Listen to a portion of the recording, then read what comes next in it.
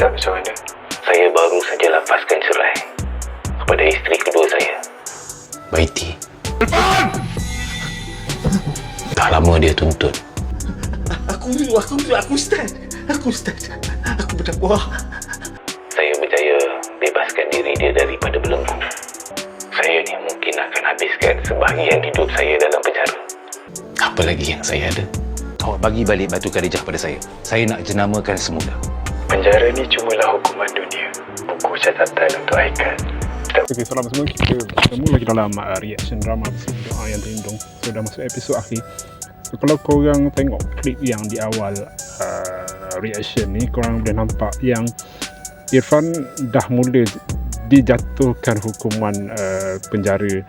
Ada beberapa klip yang mana memang dah confirm dia ke dalam lah. So rasanya macam scene-scene dekat mahkamah tu dah pun membuktikan yang Irfan buat segala benda kejahatan ni dia tu lah. Maksudnya kejahatan tu dah dibuktikan lah. So memang tak boleh lagi lah. Ada juga flashback, maksudnya bukan flashback mana macam dalam episod sebelum ni dia Rabiatul dia mula ambil alih Baitul Khadijah sebagai milik dia lah daripada Irfan. Tapi Irfan cuba macam ugut-ugut gitulah. Dia kata Baitul Khadijah ni patut dinamakan semula.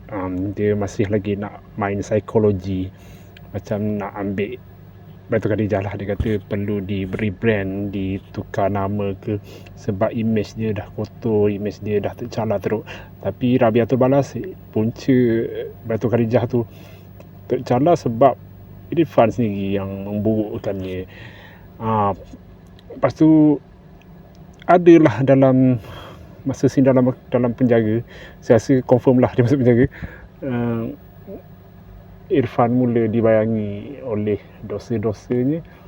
Dalam masa sama dia masuk scene yang mana membayangkan dia ni kalau dah meninggal ke, Irfan berkafan gitulah. Dah siap berkafan lah dia.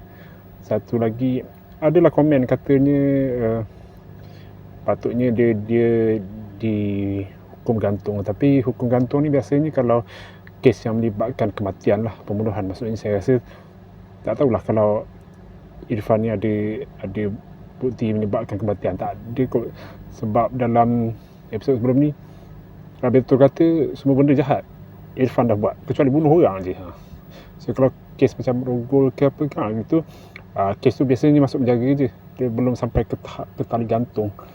Itulah saya boleh kata dah memang confirm Irfan ke penjara. Sekian.